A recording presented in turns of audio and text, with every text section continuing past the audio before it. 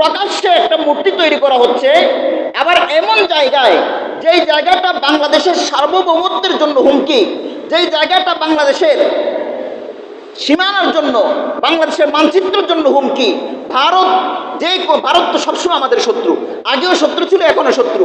যেই জায়গাটা ভারত যে কোনো ইচ্ছা করলে ওই জায়গার মধ্য দিয়ে বাংলাদেশকে শেষ করে দিতে পারবে, এমন একটা গুরুত্বপূর্ণ জায়গার মধ্যে বিধর্মীরা, হিন্দুরা বাংলাদেশের মধ্যে রাম মূর্তি তৈরি করছে, অথচ আমাদের দেশের প্রশাসন, সরকার, অন্যান্য জনগণ কিছুই বলছে না।